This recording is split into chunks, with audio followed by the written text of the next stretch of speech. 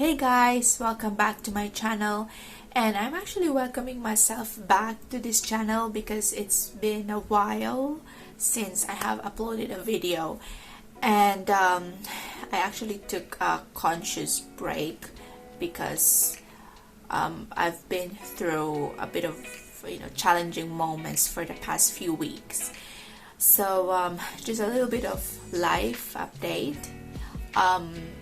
Last Holy Week I was actually was tested positive for COVID-19, for coronavirus, and blessed by the grace of God, we are still here, we're still alive, and we're still breathing. And I was not hospitalized, but I was self-isolating at home. 2 weeks before that, I was even self-isolating as well because my fiance had the symptoms and query for the COVID-19. So I was actually finished for the 14 days or the 2 weeks self-isolating period, and I was actually about to go back to work. I was redeployed to intensive care unit or acute care unit in our hospital. I work in theaters, but then we were redeployed for the manpower, as we all know, because of the COVID-19 situation and the increased number of patients. So we were redeployed, and I was one of them, and I was moved, and I actually went back. I'm not going to tell you the days because they are all rambled now in my thoughts, but I came back for an 2-day training, crash course training for intensive care. I have a little bit of a background because I worked in high dependency unit before, but I never handled a ventilated patient. So I was assigned again to the intensive care. We had a 2-day crash course, and I had 5 days off after that, 4 days, 5 days. And then when I was about to go back to work for my first day as a supernumerary in the intensive care unit, I had the fever the night before my first day. So I had to self-isolate again and watch my symptoms on the day 3. That was actually Saturday because it was Monday, Thursday when I was about to go back to work. I tested for the swab on a Saturday, and the results came back around Monday. And it says that I actually tested positive for the strain of the coronavirus.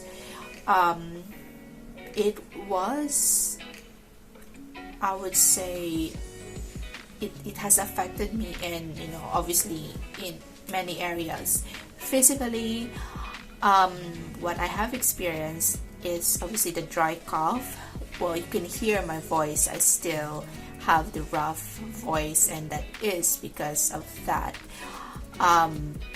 dry cough. But I would say it's not that bad for the dry cough. I think I had a weaker strain, or it's either I have a very strong immune system, or because I've been consciously trying to strengthen my immune system. That is actually it. My immune system is really, it's weak, but I was consciously trying to make it strong. So even before I tested positive for the coronavirus, I was drinking lots and lots and lots of water, warm water to be exact, with lemon occasionally, and honey. So I was actually alternating warm water plain and then warm water with honey and lemon squeeze. And I think that really helped in flushing all those nasty viruses and bugs. And so I had a dry cough, and then it's kind of a weird feeling. I never felt it before. When my lungs, I could feel my lungs are actually painful, especially when you cough or when you just lay down on the couch like this, or when you lay down on the bed with your back flat on the surface. It is like there's a dull ache inside. So I think that's probably why, or one of the reasons why they're proning the patients. We're proning the patients in the intensive care. Most of our COVID patients, we do prone them because just to, promote lung expansion. But I think for me, from a personal experience, I needed it. I needed to prone myself. I needed to sleep sideways. And I needed to, whenever I sit, I need to offload my back and not really, lay my back on a flat surface, because one, you could feel a dull ache, dull pain, and one thing is when you cough, you feel kind of that, pain. It's inside, can't really explain. On the night when I had my fever, because I only had fever once, on the night that I had my fever, it was a total body ache and a headache. I could not sleep. I was surprised because I even went to bed early that night, because I know I'm about to go to work tomorrow. So I went to bed early. Everything is prepared, my food, my snacks, even my transportations, which are sponsored by some private companies, for the NHS staff. So everything is booked, everything is prepared. And then around midnight, around midnight, I had chills and the fever, and the total body pain. But I was kind of a bit skeptical that it was COVID, or I was kind of like in denial, because that night was at the same time was my first day of my period. So I was thinking maybe it's just period pains, but it's kind of different, because it's not even dysmenorrhea, it's a whole body ache. So that's why I kind of like, what is happening? And then I rested for the entire day. I didn't go to work, obviously. I rested for the following morning. Entire day I was just, in bed. I could not sleep, but I could not get up as well, because I was so weak, and the body pains are there. Second day, day 2, I'm slowly getting better. I feel like I needed to actually get up and do something, like just go into the kitchen just to move around, because if I keep laying down in bed, it felt like the virus is actually winning over me. So I had to get up, I had to walk, I had to actually do some yoga stretching, just a simple stretching, just to kind of ease all the muscle aches and the body pain. I had no fever by the time, and up until the day 7 I had no fever. So day 2 to 7 I had no fever anymore, but then it's just a cough and the kind of the breathing. I felt like there's a lump here on my throat whenever I try to expel air, or whenever I try to exhale, that's the word. So whenever I try to exhale, I could feel a lump there, and as you could hear, my voice is still crackly. But I'm really glad now that I felt better. So day 8, I was contacted by our occupational health, and I was advised that if there's no more fever, I could actually go to work. I was kind of skeptical, so I said I'm gonna give my body a little bit more time to recover, because I have to take care of myself as well. So before I will be able to take care of others, I have to make sure that I am taking care of myself. But to be honest, it's not easy, because I felt guilty, like everyone is already doing their best, and me, I'm at home, and it felt like I should be doing something.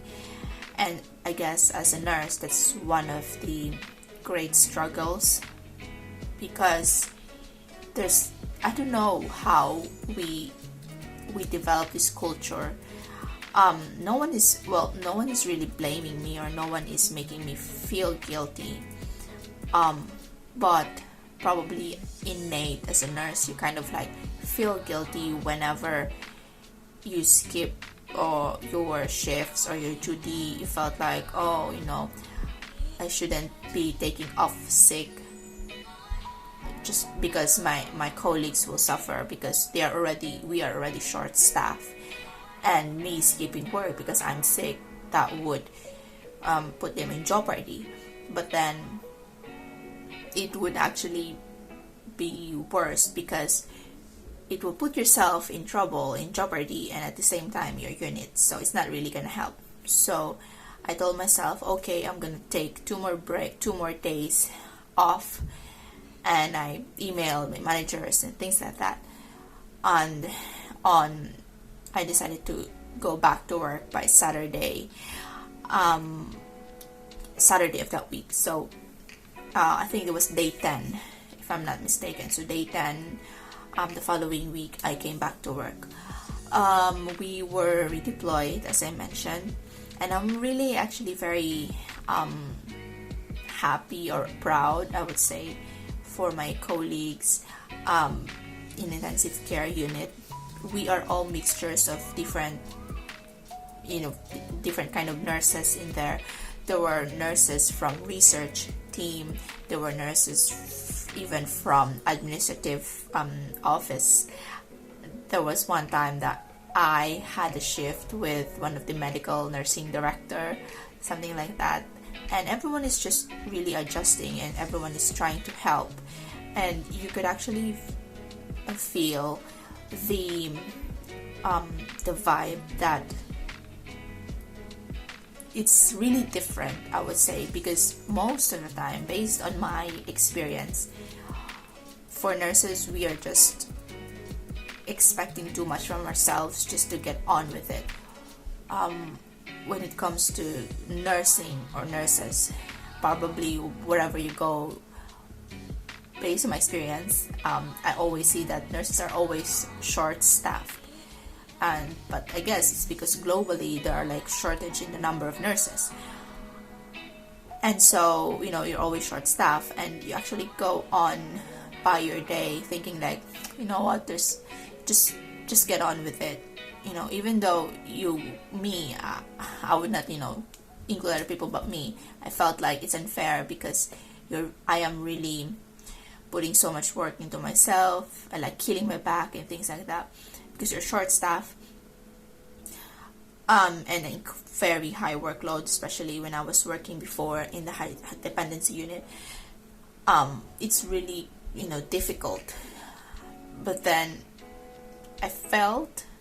I would speak for myself, I felt like at the time there is really no conscious effort to take care of nurses. And that's why I came about with this vlog, because I'm very passionate to actually raise the awareness that nurses should be able to take care of themselves as well, at the same time as they're taking care of the patients. And for me, if I have to choose, if I would have to take care first of the patient or myself, I think that I would have to take care of myself, because for the simple reason that if the rescuer is sick, no one will be able to rescue. So these patients, they rely on you, they rely on me, and so I have to be able to take care of myself so that I can take care more of them with all their needs. I won't, as they say, you cannot pour from an empty cup. So that's why I'm really glad that one of the positive effects, I would say, of this COVID-19 is that it has raised the awareness that nurses should also be looked after. Not only nurses, but the medical field in general.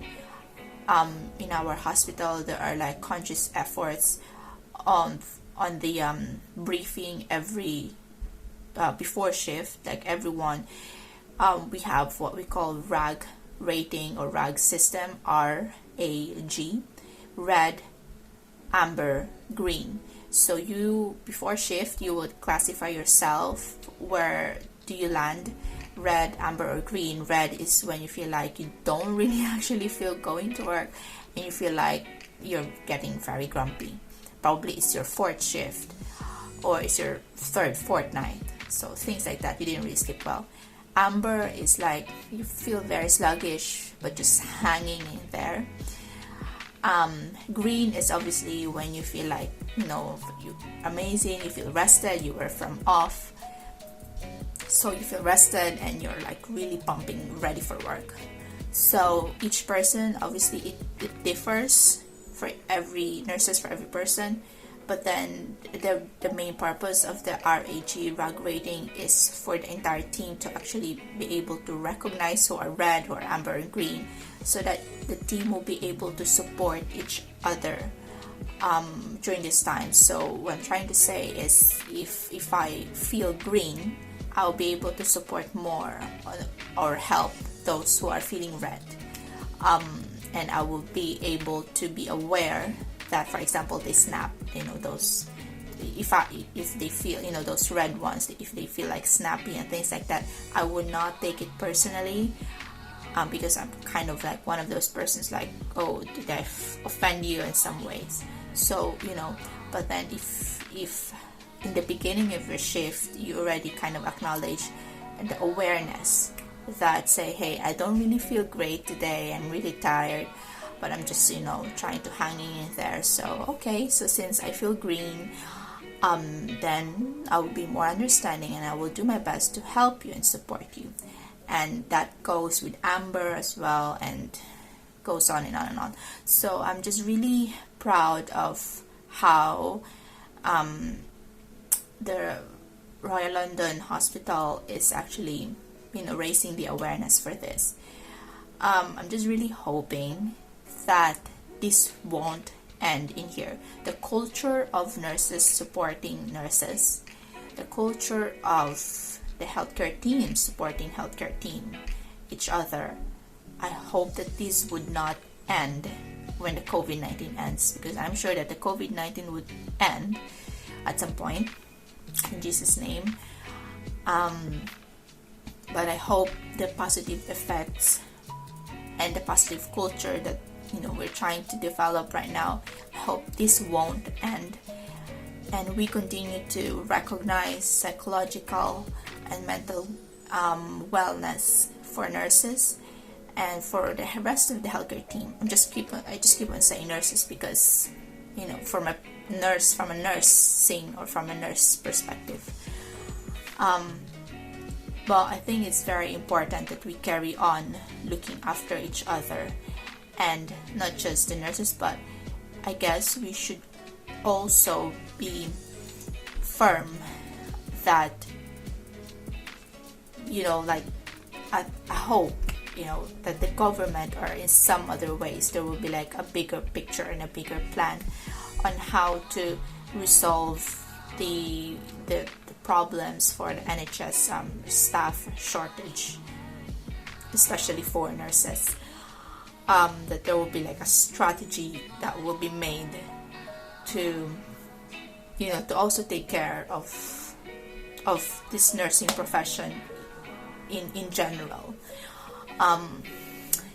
So I'm really proud, I'm really happy where the nursing culture is becoming or is growing right now, in the path right now, because as I said, we are now becoming more aware that we also need to take care of each other as nurses.